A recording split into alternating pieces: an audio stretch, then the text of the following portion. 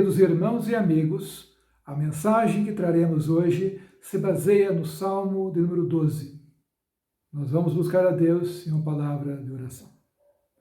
Excelso e querido Deus, te agradecemos, Senhor, por mais uma vez estarmos diante da Tua palavra. Te rogamos, Senhor, que Tu nos fales. Abençoa, Senhor, cada pessoa que irá ouvir esta mensagem. Te rogamos em nome de Jesus. Amém.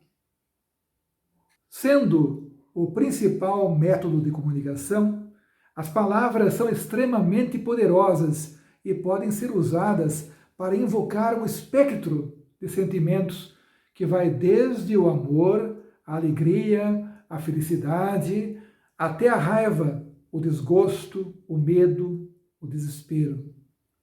Enquanto discursos de pessoas como Martin Luther King, Winston Churchill, Nelson Mandela e Abraham Lincoln inspiram nobres aspirações de buscar igualdade racial, liberdade da opressão, justiça e um governo para o povo, discursos de pessoas como Adolf Hitler, Gengis Khan, Pol Pot e Joseph Stalin inspiram fanatismo, conquistas ávidas de sangue, genocídio e a degradação geral da vida humana. As Escrituras dizem que na língua está tanto o poder da morte quanto o da vida, pois com ela podemos escolher entre louvar a Deus ou derrubar aqueles que foram criados segundo a sua imagem. A melhor maneira de lidar com as palavras enganosas de um mundo decaído é procurando a proteção de Deus conforme estabelece a sua palavra. Primeiro, o Senhor me livra das propagandas deste mundo. O salmista, nos versos 1 a 4, diz: Socorro, Senhor, porque já não há homens piedosos, desaparecem os fiéis entre os filhos dos homens, falam com falsidade uns aos outros, falam com lábios bajuladores e coração fingido. Corte o Senhor todos os lábios bajuladores, a língua que fala soberbamente, pois dizem, com a língua prevaleceremos. Os lábios são nossos, quem é Senhor sobre nós? Com uma linguagem hiperbólica, exagerada, o rei Davi grita que se sente isolado, porque aqueles que realmente amam e são leais a Deus parecem ter desaparecido da face da terra. Muitas pessoas em sua época usavam a língua para mentir, bajular e enganar os outros, a fim de se autopromover. Com incrível arrogância, acreditavam que eram os senhores, não apenas dos seus próprios destinos, mas também do de outras pessoas. Apesar de Deus ter advertido que há caminho que ao homem parece direito, mas ao cabo dá em caminhos de morte, estes pecadores orgulhosos eram impudentes, ousados e ameaçavam atropelar tudo o que era sagrado. Como resultado de seus ferozes ataques e enganos, o rei Davi deve ter se sentido sozinho, assim como Elias se sentiu no deserto. Ele respondeu: Tenho sido zeloso pelo Senhor, Deus dos exércitos, porque os filhos de Israel deixaram a tua aliança, derribaram os teus altares e mataram os teus profetas à espada. E eu fiquei só, e procuram tirar minha vida. Esperando ouvir o sussurro suave de seu Criador, Davi orou com veemência para que Deus interviesse e calasse seus lábios bajuladores e suas línguas orgulhosas. João Calvino disse a respeito do verso 3, é incerto se ele, Davi, deseja que os homens enganadores sejam totalmente destruídos ou apenas os meios de praticar tais maldades, os seus lábios e as suas línguas fossem retiradas deles. Mas o escopo da passagem nos leva antes a adotar o primeiro sentido e a ver Davi desejando que Deus, de uma forma ou de outra, remova essa praga do caminho. Os cristãos em nossos dias também sentem e frequentemente a pressão ao terem de tomar uma posição que muitas vezes não é a da maioria. É difícil remar contra a corrente. Muitos na sociedade hoje não acreditam mais na verdade absoluta, e sim em uma verdade relativa, cada qual tendo a sua própria. Respeite meu ponto de vista, que eu respeito o seu, é o que dizem. O apóstolo Paulo afirma: e como não querem saber do verdadeiro conhecimento a respeito de Deus, ele entregou os seres humanos aos seus maus pensamentos, de modo que eles fazem o que não devem. E assim, eles não só abandonam a lealdade, a fidelidade e a verdade, como ainda perseguem os que não imitam seus estilos de vida traiçoeiros. Jesus diz em João 15, 18 a 19, se o mundo vos odeia, sabei que primeiro do que a vós outros me odiou a mim. Se vós fosseis do mundo, o mundo amaria o que era seu. Como todavia não sois do mundo, pelo contrário, dele vos escolhi, por isso o mundo vos odeia. O mundo pressiona os crentes a diluir o conteúdo da palavra de Deus, a distorcer sutilmente aquilo que é pecado, justificando assim a sua desobediência. Quantas vezes você já disse ou ouviu um crente dizer uma das seguintes declarações: todo mundo faz. O que eu estou fazendo não é assim tão ruim, especialmente se comparar com o que os outros estão fazendo. Se você tivesse um cônjuge, um emprego, um problema como o meu, você também beberia, fumaria, agiria desonestamente, você também mentiria, trairia e assim por diante. A palavra de Deus foi escrita por seres humanos falíveis e numa época muito diferente da atual. Grande parte dela já não é mais relevante nos dias de hoje. Deus me abandonou faz muito tempo. Por isso, mais vale comer, dormir e festejar até morrer. Também se perguntam, quem é que pode saber ou provar que existe realmente Deus? É mesmo possível manter um modelo de vida puro numa sociedade que só procura satisfação própria? Se alguém se levanta e se opõe a essa maneira de pensar, os perdidos deste mundo consideram-no um ingênuo fanático por acreditar e submeter-se ao que consideram ser loucura.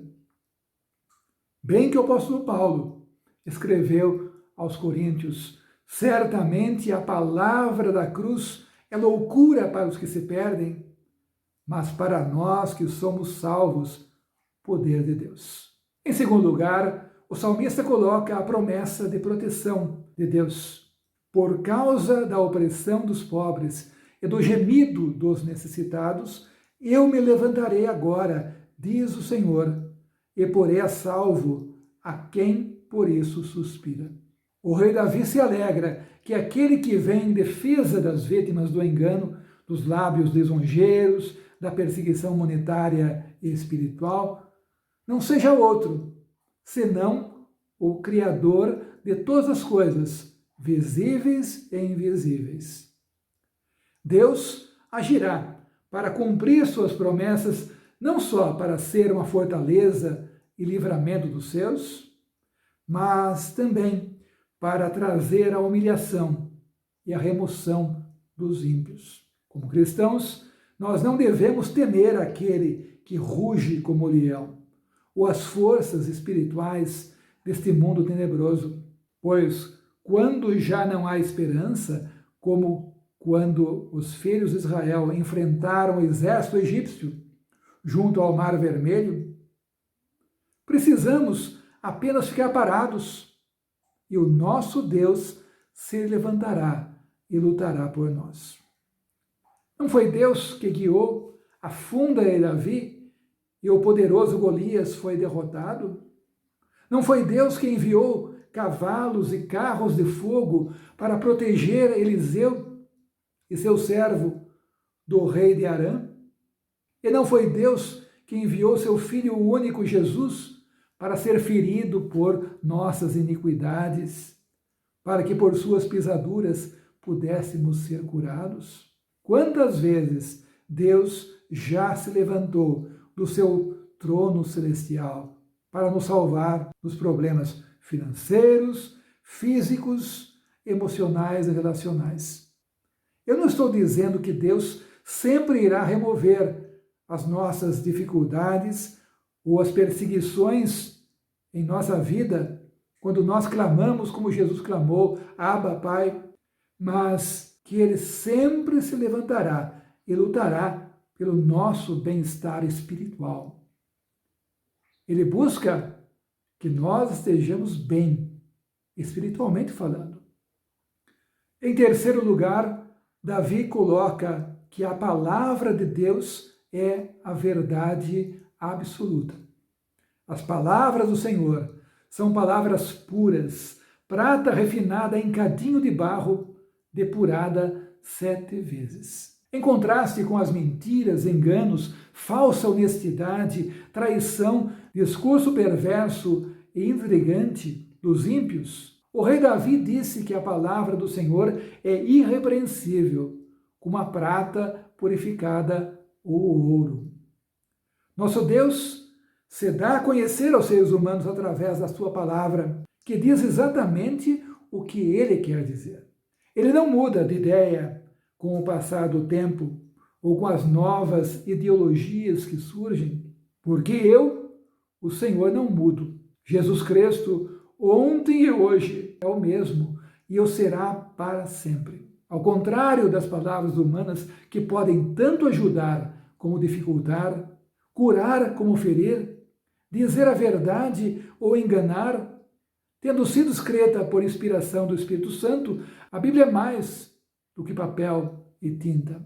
Ela é verdadeiramente o pão da nossa vida. Jesus, porém, respondeu: está escrito, não só de pão viverá o homem, mas de toda palavra que procede da boca de Deus. Deixe-me contar uma história rápida que ilustra quão precioso é cada tio e cada título da palavra de Deus. Li sobre uma mulher cristã alemã que estava acostumada a marcar sua Bíblia sempre que encontrava uma passagem que lhe era especialmente preciosa. Mas, já no final da sua vida, ela deixou de lado esse costume, pois disse: acho desnecessário. Toda a palavra se tornou agora muito preciosa para mim. O diabo não pode inventar uma tentação que não se encontre já nas suas palavras, nas suas páginas. Que conforto é sair da arena da controvérsia humana e das palavras enganosas para entrar nos verdes pastos da revelação que verdadeiramente nos tornarão livres. Enquanto a imensa maioria dos cristãos hoje em dia não tem um problema em concordar com o rei Davi quando ele diz que Deus protege os seus, entretanto, muito poucos concordam quando ele afirma que as Escrituras são infalíveis. Charles Spurgeon disse que as palavras de Deus têm sido testadas pela blasfêmia, pelo ridículo, pela perseguição, pela crítica e pela observação franca, desde que foram dadas à humanidade. Usam da sabedoria humana como uma arma para provar que a palavra de Deus contém certos erros, alguns até significativos. Mas é muito bom lembrar que a palavra de Deus, ela é verdadeira. Quem somos nós para julgar a Deus? Quem somos nós para apontar erros na palavra do Senhor? O salmista sabia muito bem que a sua palavra era a verdade. Em quarto e último lugar, o salmista coloca a necessidade de nós permanecermos sobre as promessas de Deus. Ó Senhor Deus, guarda-nos sempre bem protegidos e livra-nos dos maus.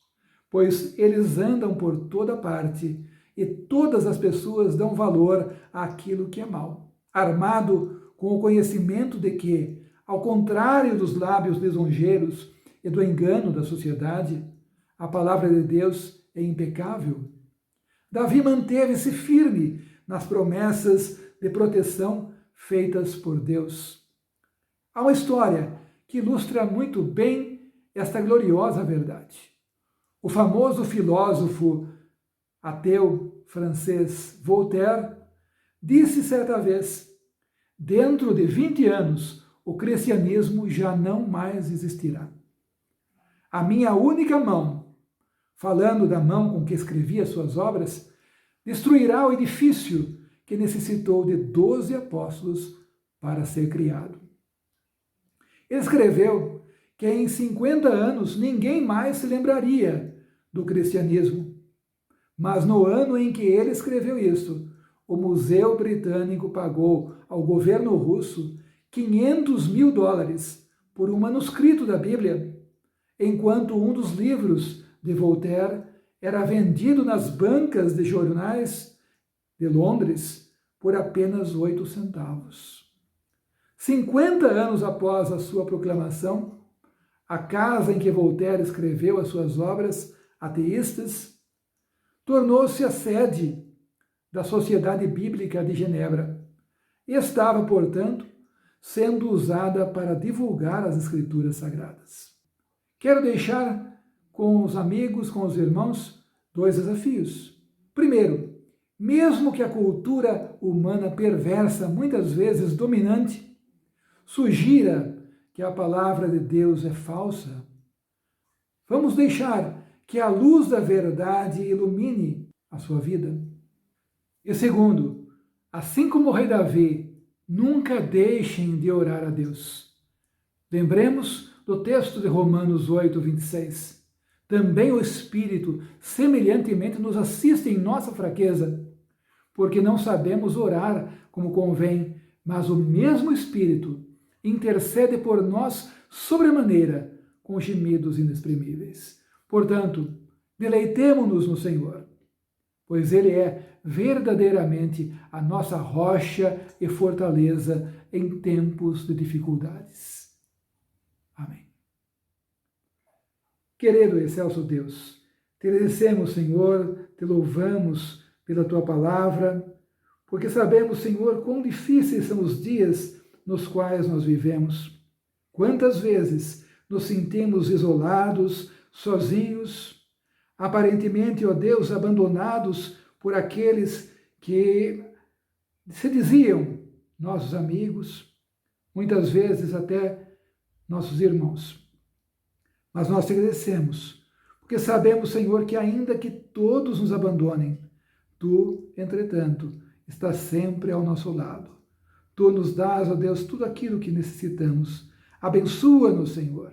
Dá que nós possamos confiar cada vez mais em Ti e que nós não estejamos, de forma alguma, sendo levados pelas correntes do mundo. Antes, lutemos todos nós pela fé evangélica. Abençoa-nos, Senhor, e dá-nos coragem. Te rogamos em nome de Jesus. Amém.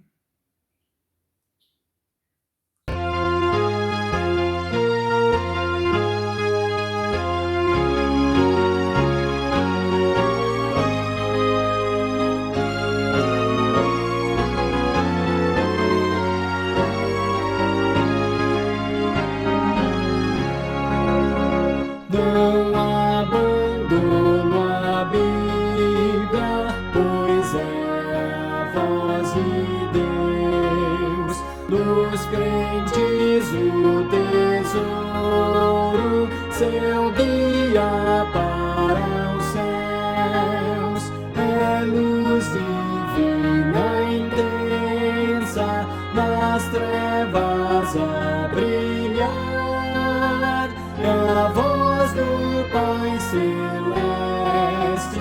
que a todos vem chamar. Não abandono a Bíblia, pois é a voz de Deus, dos crentes o tesouro, seu guia para os céus. Não abandono a Bíblia, o livro que me diz que salvo estou em Cristo, o que me faz feliz. E tenho, pois, certeza de lá no céu entrar, pois Ele com seu sangue me quis purificar. Não abandono a Bíblia, pois é a voz de Deus dos crentes, o tesouro, seu guia para os céus.